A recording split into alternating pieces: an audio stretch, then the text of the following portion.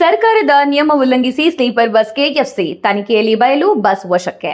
FC ರದ್ದುಗೆ ಕ್ರಮ. ಹೌದು, ಇದು ತುಮಕೂರು ಪ್ರಾದೇಶಿಕ ಸಾರಿಗೆ ಕಚೇರಿಯಲ್ಲಿ ಸರ್ಕಾರದ ಸುರಕ್ಷತಾ ಮಾನದಂಡಗಳನ್ನು ಉಲ್ಲಂಘಿಸಿ ಖಾಸಗಿ ಸ್ಲೀಪರ್ ಬಸ್ಗೆ ಅರ್ಹತಾ ಪತ್ರ ನೀಡಿದ ಪ್ರಕರಣವು ಇದೀಗ ತನಿಖೆಯಲ್ಲಿ ಬಯಲಾಗಿದ್ದು, ಸಂಬಂಧಿತ ಬಸ್ ಅನ್ನ ಅಧಿಕಾರಿಗಳು ವಶಕ್ಕೆ ಪಡೆದಿದ್ದಾರೆ. ಸೈಯದ್ ಜಿಲಾನಿ ಅವರ ಹೆಸರಿನಲ್ಲಿರುವ KA 22B5235 ಸಂಖ್ಯೆಯ SRJ ಸ್ಲೀಪರ್ ಕೋಚ್ ಬಸ್ಗೆ ತುಮಕೂರು RTO ಕಚೇರಿಯಿಂದ 17/2/2026 ಎಫ್ಸಿ ನೀಡಲಾಗಿತ್ತು. ಆದರೆ ಸರ್ಕಾರದ ನಿಯಮಾನುಸಾರ ಕಡ್ಡಾಯವಾಗಿ ತುರ್ತು ನಿಗಮದ ದ್ವಾರಗಳು, ಅಗ್ನಿ ಪತ್ತೆ ಮತ್ತು ಶಮನ ವ್ಯವಸ್ಥೆ ಸೇರಿದಂತೆ ಹಲವು ಸುರಕ್ಷತಾ ಕ್ರಮಗಳು ಸಮರ್ಪಕವಾಗಿ ಅಳವಡಿಸದಿದ್ದರೂ ಎಫ್ಸಿ ನೀಡಲಾಗಿದೆ ಎಂಬ ಆರೋಪ ಕೇಳಿಬಂದಿತು. ಈ ಕುರಿತು ಖಾಸಗಿ ಬಸ್ ಮಾಲೀಕರಾದ DV ಪ್ರವೀಣ್ ಕುಮಾರ್ ಅವರು ದೂರು ಸಲ್ಲಿಸಿದ್ರು. ದೂರಿನ ಮೇರೆಗೆ ಪ್ರಾದೇಶಿಕ ಸಾರಿಗೆ ಆಯುಕ್ತೆ ಗಾಯತ್ರಿ ದೇವಿ ಅವರು ತನಿಖೆಗೆ ಆದೇಶ ನೀಡಿದ್ರು.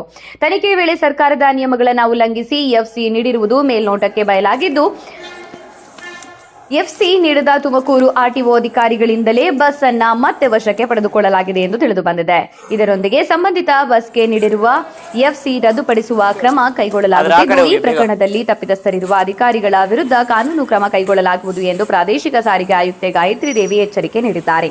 ಸಾರ್ವಜನಿಕ ಸೇವಾ ವಾಹನಗಳಲ್ಲಿ ಸರ್ಕಾರದ ಸುರಕ್ಷತಾ ಮಾನದಂಡಗಳನ್ನು ಕಟ್ಟುನಿಟ್ಟಾಗಿ ಪಾಲಿಸಬೇಕಾದರೆ ಇಂತಹ ಅಕ್ರಮಗಳನ್ನು ಸಹಿಸಲಾಗುವುದಿಲ್ಲ ಎಂದು ಅವರು ಸ್ಪಷ್ಟಪಡಿಸಿದ್ದಾರೆ. ಈ ಘಟನೆ ಸಾರಿಗೆ ಇಲಾಖೆಯಲ್ಲಿ ಸಂಚಲನ ಮೂಡಿಸಿದ್ದು, ಮುಂದಿನ ದಿನಗಳಲ್ಲಿ ಬಸ್ಗಳ ಪರಿಶೀಲನೆ ಇನ್ನಷ್ಟು ಕಟ್ಟುನಿಟ್ಟಾಗುವ ಸಾಧ್ಯತೆ ಇದೆ.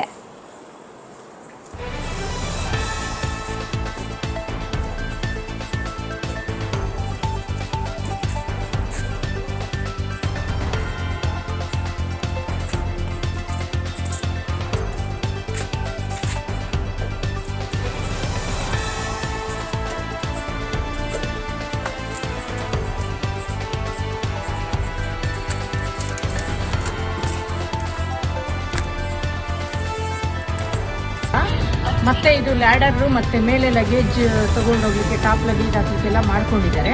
ಅದು ಇದರಲ್ಲಿ ಇಲ್ಲ, ಪ್ರಾವಿಷನ್ ಇಲ್ಲ, ಅದು ಇಲ್ಲಿಗಲ್ ಆಗಿ ಮಾಡ್ಕೊಂಡಿದ್ದಾರೆ. ಅದು ತಪ್ಪು. ಅದ್ರ ಮೇಲೆ ಕ್ರಮ ತಗೊಳ್ತೀವಿ. ಒಟ್ಟಾರೆ ಬಸ್ ಮೇಲೆ, ಓನರ್ ಮೇಲೆ ಎಲ್ಲ ಕ್ರಮ ತಗೊಳ್ತೀವಿ. ಮೇಡಮ್, ಮುಂದೆಗಡೆ ಒಂದೇ ಒಂದು ವೈಫರ್ ಇದೆ, ಇನ್ನೊಂದು ವೈಫರ್ ಇಲ್ಲ, ಅದು ಅವೆಲ್ಲ ಬರುತ್ತೆ, ಅದರಲ್ಲಿ ಬಂದುಬಿಡುತ್ತೆ. ಸೊ ಅದು ಎಫ್ಸಿಯಲ್ಲಿ ಏನೇನು ನೋಡಿದರೆ ಏನಂತ ಗೊತ್ತಾಗುತ್ತೆ. ಈಗ ಅದು ಫಾರ್ಮ್ ಫಿಲ್ ಮಾಡಬೇಕಲ್ಲ, ಅದರಲ್ಲೆಲ್ಲ ಬರುತ್ತೆ ಕಂಟೆಂಟ್ಸು. ನಾವು ಅದನ್ನು ನೋಡ್ತೀವಿ, ಪರಿಶೀಲನೆ ಮಾಡ್ತೀವಿ. ಅಂದರೆ ಇದು ನಿಮ್ಮ ಪ್ರಕಾರ ಕಾನೂನು ಉಲ್ಲಂಘನೆ ಆಗಿದೆ? 100% ಉಲ್ಲಂಘನೆ ಆಗಿದೆ. ಅದು ಎಫ್ಸಿ ರಿನ್ಯೂವಲ್ ಮಾಡಿರೋದು ತಪ್ಪು. ಆ ಮಾಡಿರೋರ ಮೇಲೆ ನಾವು ಶಿಸ್ತು ಕ್ರಮ, ಅವ್ರ ಮೇಲೆ ಕಾನೂನು ಕ್ರಮ ಜರುಗಿಸ್ತೀವಿ. ಇಲ್ಲಿ ಇತ್ತೀಚಿನ ಒಂದು ಸರ್ಕ್ಯುಲರ್ ಒಂದು ಬಂದ ಮೇಲೆ, ಅಂದರೆ ಒಂದು ವಾಹನಗಳಲ್ಲಿ ATOB ಪ್ರವಾಸ ವಾಹನಗಳಲ್ಲಿ ಏನು ಸೇಫ್ಟಿ ಮೆಷರ್ಸ್ ಇರಬೇಕಾಗಿತ್ತು, ಅದನ್ನು ಫಾಲೋ ಮಾಡಿಕೊಂಡು ಎಫ್ಸಿ ರಿನ್ಯೂವಲ್ ಮಾಡಬಹುದು ಅನ್ನೋದು ಒಂದು ಇನ್ನೊಂದು ರಿಜಿಸ್ಟ್ರೇಷನ್ ಕೂಡ. ಅದೊಂದು ಆದೇಶ ನಮ್ಮ ಸರ್ಕಾರದಿಂದ ಆಗಿದೆ. ಅದು ಈ ಮಾನವ ಹಕ್ಕುಗಳ ಆಯೋಗ ಏನಿದೆ ಅದರ ಒಂದು ಕ್ರಮಗಳ, ಅವರ ಒಂದು ನಿರ್ದೇಶನಗಳ ಕ್ರಮಗಳ ಪ್ರಕಾರ ನಮ್ಮ ಮಾನ್ಯ ಒಂದು ಸಾರಿಗೆ, ಕರ್ನಾಟಕ ರಾಜ್ಯ ಸಾರಿಗೆ ಸಚಿವರಿಂದ ಬಂದಂಥ ನಿರ್ದೇಶನಗಳನ್ನು ಆಧರಿಸಿ ನಮಗೆಲ್ಲರಿಗೂ ಕೂಡ ಒಂದು ಸರ್ಕ್ಯುಲರ್ ಇದೆ. ಅದರ ಪ್ರಕಾರ ಸೇಫ್ಟಿ ಮೆಷರ್ಸ್ನ ನಾವು ಮುನ್ನೆಚ್ಚರಿಕೆ ಕ್ರಮವಾಗಿ ತಗೊಂಡಿರಬೇಕು.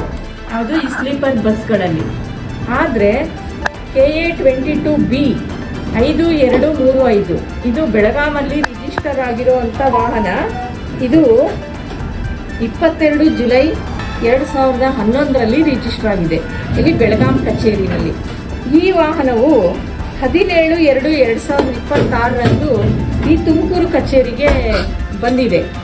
ಯಾವ ಕಾರಣಕ್ಕೆ ಅಂದರೆ ಅದನ್ನು ಎಫ್ಸಿ ರಿನ್ಯೂವಲ್ ಮಾಡ್ಕೊಳ್ಳುವಂಥ ಒಂದು ಕೆಲಸಕ್ಕೆ ಬಂದಿದೆ. ಆ ದಿನ ನಮ್ಮ ಕಚೇರಿಯ ಮೋಟಾರು ವಾಹನ ನಿರೀಕ್ಷಕರಾದ ಶ್ರೀಮತಿ ಕವಿತಾ ಅವರು ಈ ಒಂದು ಎಫ್ಸಿ ರಿನ್ಯೂವಲ್ ಕಾರ್ಯದಲ್ಲಿ ಭಾಗವಹಿಸಿ ಅವರೇ ಕೂಡ ಇದನ್ನ ನಿರ್ವಹಿಸಿ ಮಾಡಿದ್ದಾರೆ. ಎಫ್ಸಿ ಮಾಡಿ ಅಪ್ರೂವಲ್ ಮಾಡಿದ್ದಾರೆ.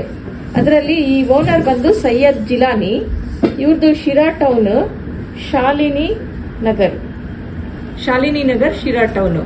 ಅಂದ್ರೆ ಇದು ತುಮಕೂರು ಜಿಲ್ಲೆಗೆ ಸಂಬಂಧಪಟ್ಟಿದೆ, ಈ ವ್ಯಾಪ್ತಿಯಲ್ಲಿ ಇದೆ. ಆದ್ರೆ ಈ ವಾಹನಕ್ಕೆ ಸೇಫ್ಟಿ ಮೆಜರ್ಸ್ ಅನ್ನ ಪರಿಶೀಲನೆ ಮಾಡದೆ ಸರಿಯಾಗಿ ಅದನ್ನ ರಿನ್ಯೂವಲ್ ಮಾಡಿದ್ದಾರೆ ಅನ್ನೋ ಒಂದು ಆರೋಪ ಕೇಳಿ ಬಂದಿದೆ. ಈ ಹಿನ್ನೆಲೆಯಲ್ಲಿ ನಾನು ಈ ದಿನ ಈ ಕಚೇರಿಗೆ ಬಂದಿದ್ದೀನಿ. ನಾನು ಮತ್ತೆ ನಮ್ಮ RTO ಪ್ರಸಾದ್ ಅವರು ಸೇರಿ ಈ ವಾಹನಕ್ಕೆ ಏನು ಯಾವ ರೀತಿ ಅವರು ವಾಹನಕ್ಕೆ FC ರಿನ್ಯೂವಲ್ ಮಾಡ್ತಾರೆ, ಆ ಸೇಫ್ಟಿ ಮೆಜರ್ಸ್ ಅನ್ನ ಅಬ್ಸರ್ವೇಷನ್ ಮಾಡಿದಾರಾ ಇಲ್ವಾ ಅನ್ನೋದು ಕೂಡ ನಾನು ಈ ದಿನ ಪರಿಶೀಲನೆ ಮಾಡಿ ಅದನ್ನ ಇನ್ವೆಸ್ಟಿಗೇಷನ್ ಅಲ್ಲೇ ನಾನು ಮಾಡ್ತಾ ಇದ್ದೀನಿ. ಇನ್ನು ಮತ್ತೆ ಈ ವಾಹನ ಇವರು FC ಮಾಡಿಕೊಟ್ಟಾಗಿದ್ದ ಮೇಲೆ ಬಸ್ ಸ್ಟ್ಯಾಂಡ್ ಅಲ್ಲಿ ಎಲ್ಲೋ ಒಂದ್ ಕಡೆ ಕಂಡು ಬಂದಿದೆ. ಅದನ್ನ ನಮ್ಗೆ ಕೆಲವು ದೂರುದಾರರು ಫೋಟೋ ಒಂದು ಮತ್ತೆ ವಿಡಿಯೋ ಕೂಡ ನಮ್ಗೆ ಕಳಿಸಿದ್ದಾರೆ. ಅದನ್ನ ನಾನು ಸಂಪೂರ್ಣವಾಗಿ ಯಾವುದೇ ಒಂದು ಆಮಿಷಗಳಿಗೆ ಒಳಗಾಗದಂತೆ ತನಿಖೆನ ಮಾಡಿ ಸರಿಯಾದ ವರದಿಯನ್ನ ಸರ್ಕಾರಕ್ಕೆ ಸಲ್ಲಿಸ್ತೇನೆ. ಒಂದು ವೇಳೆ ತಪ್ಪುಗಳಾಗಿದ್ರೆ ಇದರಲ್ಲಿ ಕಾನೂನು ಉಲ್ಲಂಘನೆ ಮಾಡಿ ಯಾರಾದ್ರೂ ನೌಕರರು ಇದರಲ್ಲಿ ಭಾಗಿಯಾಗಿದ್ರೆ ಅವರ ವಿರುದ್ಧವಾಗಿ ಕಠಿಣವಾದ ಕ್ರಮವನ್ನ ಜರುಗಿಸಬೇಕಂತ ಕೇಳಿಕೊಂಡು ನಾನು ಸರ್ಕಾರಕ್ಕೆ ವರದಿಯನ್ನ ಕೊಡ್ತೇನೆ. ಮೇಡಮ್, ಇದು 5 ವರ್ಷ 15 ವರ್ಷ ಆಗುತ್ತೆ. 15 ವರ್ಷಕ್ಕೆ ಗಾಡಿ ಸ್ಕ್ರಾಪ್ ಮಾಡಬೇಕು ಅಂತ ಒಂದು ನೇಮ ಇದೆ. ಅದು ಇನ್ನು 5 ತಿಂಗಳಿದೆ. 5 ತಿಂಗಳಿರೋ ಗಾಡಿ ನೀವು FC ಮಾಡಬಹುದಾ? 5 ತಿಂಗಳಿದ್ರೆ ನಾವು FC ಮಾಡಬಾರ್ದಂತ ಇಲ್ಲ. ಆದ್ರೆ 5 ತಿಂಗಳಾಗಿದ ತಕ್ಷಣ ಅವ್ರು ಬಂದು ಮತ್ತೆ ಕೂಡ ಅದನ್ನ ರಿನ್ಯೂವಲ್ ಮಾಡ್ಕೊಳಕ್ಕೆ ಏನ್ ಪ್ರೊಸೀಜರ್ ಇದೆ ಅದನ್ನ ಅವರು ಫಾಲೋ ಮಾಡಬೇಕು. ಅದಕ್ಕೆ ಯಾವ್ದಾದ್ರು ಕೋರ್ಟ್ ಆದೇಶ ಇದ್ರೆ ನಾವು FC ಮಾಡಬಹುದು, ಅಥವಾ ಯಾವ್ದು ಇಲ್ಲ ಅಂದಾಗ ಅದನ್ನ FC ಮಾಡೋ ಹಾಗಿಲ್ಲ. FC ಯನ್ನ ಕ್ಯಾನ್ಸಲ್ ಮಾಡಿ ರದ್ದುಪಡಿಸಿ ಪ್ರೊಸೀಡಿಂಗ್ ಮಾಡಿ ಕೊಡ್ಬೇಕಾಗುತ್ತೆ. ಅಲ್ಲ, 15 ವರ್ಷ ತುಂಬಕ್ಕೆ 5 ತಿಂಗಳಿದೆ ಅಷ್ಟೇ. ಅದಕ್ಕೆ 5 ತಿಂಗಳಿದ್ರೆ ಮಾಡಬಹುದು. 15 ವರ್ಷ ಇನ್ನು 5 ತಿಂಗಳಿದೆ ಇಲ್ಲ. ಮಾಡಬಹುದು ಅಂತ ಏನಾದ್ರು ಸರ್ಕ್ಯುಲರ್ ಇದೆಯಾ? ಅಲ್ಲ, 15 ವರ್ಷ ಮಾಡಬಹುದು. 15 ವರ್ಷ ಕಂಪ್ಲೀಟ್ ಆದ್ರೆ ಮಾಡೋ ಹಾಗಿಲ್ಲ. ಅದನ್ನ ನಾವು ಕ್ಯಾನ್ಸಲ್ ಮಾಡ್ತೀವಿ, FC ಕ್ಯಾನ್ಸಲ್ ಮಾಡ್ತೀವಿ. ನಮ್ಮ ಆ ಥರ ಇವಾಗ 15 ವರ್ಷ ಕಂಪ್ಲೀಟ್ ಆಗಿ 15 ವರ್ಷ ಕಂಪ್ಲೀಟ್ ಆಗಿ 5 ತಿಂಗಳಿದೆ. ಅದು ಮತ್ತೆ 1 ವರ್ಷ ಮುಂದುವರಿಸಿದ್ದಾರೆ ಅನ್ನೋ ಒಂದು ಆರೋಪ ಇದೆ. ಈಗ ನೀವೇ 1 ವರ್ಷ ಎಕ್ಸ್ಟೆಂಡ್ ಕೊಟ್ಟಂಗೆ ಆಗುತ್ತಲ್ಲ. 5 ತಿಂಗಳಿದೆ. ನಾನು ಹೇಳ್ತೀನಿ, 5 ತಿಂಗಳನ್ನ ನಾವು ಸೇರ್ಕೊಂಡು ವಿತಿನ್ ದಟ್ ಪೀರಿಯಡ್ 5 ತಿಂಗಳನ್ನ ನಾವು ಸೇರಿಸಬಹುದು, ಕೊಡಬಹುದು. ಬಿಯಾಂಡ್ 5 ತಿಂಗಳು ಮುಂದಕ್ಕೆ ಹೋಗುತ್ತಲ್ಲ, ಆ ಪೀರಿಯಡ್ ಇನ್ವ್ಯಾಲಿಡ್ ಅದು. ಇವ್ರು ಒಂದ್ ವೇಳೆ ಕೊಟ್ಟಿದ್ರೆ, ಆ 1 ವರ್ಷ ಕೊಟ್ಟಿದ್ರೆ ಅದು ಆ FC ವ್ಯಾಲಿಡಿಟಿ ಇರಲ್ಲ, ಅದು ಕಾನೂನಿಗೆ ವಿರುದ್ಧವಾಗಿದೆ ಇರುತ್ತೆ. ಅದ್ರ ಬಗ್ಗೆ ಒಂದು ಆಗಿದೆ ಇಲ್ಲಿ ಅಂತ ಒಂದು ಆರೋಪ ಇದೆ ಸರ್. ಆರೋಪ ಇದ್ರೆ ಅವ್ರ ಮೇಲೆ ಕಠಿಣ ಕ್ರಮ ತಗೊಳ್ತೀವಿ, ಶಿಸ್ತು ಕ್ರಮ ಜರುಗಿಸ್ತೀವಿ. ಅವ್ರಿಗೆ ಇದಾಗಿರೋದು ಕಾನೂನು ಬಾಹಿರ. ಹೌದು, ಕಾನೂನು ಬಾಹಿರ. ಅವ್ರು ವ್ಯಾಲಿಡಿಟಿ ಕೊಟ್ಟಿದ್ರೆ, 1 ವರ್ಷಕ್ಕೆ ವ್ಯಾಲಿಡಿಟಿ ಕೊಟ್ಟಿದ್ರೆ ಅದು ಕಾನೂನು ಬಾಹಿರ. ಈಗ ಗಾಡಿ ಅಳತೆ ಮಾಡಿಸ್ತೀರಾ ಎಷ್ಟಿದೆ ಎಕ್ಸ್ಟೆಂಡ್ ಏನು ಎತ್ತ ಅಂತ? ನಾವದು ಆ ಬಸ್ಸನ್ನ ನಾವೀಗ ತರಿಸ್ಬೇಕು. ಇಲ್ಲ ಇದೆ ಗಾಡಿ, ನಿಮ್ಮಲ್ಲೇ ಇದೆ ಗಾಡಿ. ಸೇಮ್ ವೆಹಿಕಲ್ ಇದ್ರೆ ನಾವು ಅಳತೆ ಮಾಡಿಸ್ತೀವಿ. ಈಗ ನಾವು ಹೋಗ್ತೀವಿ ಫೀಲ್ಡ್ಗೆ, ಅಲ್ಲಿ ಹೋಗಿ ಕೆಳಗಡೆ ವೆಹಿಕಲ್ ಸೀಸ್ ಆಗಿದೆ, ಇಲ್ಲೇ ಇದೆ.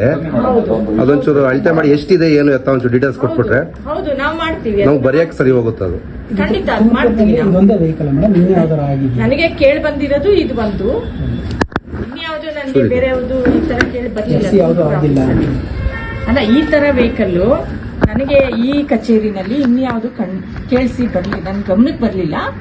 ಈಗ ಬಂದಿದ್ದೊಂದು, ಅದಕ್ಕೆ ನಾನು ತನಿಖೆ ಮಾಡ್ತಾ ಇದ್ದೀನಿ.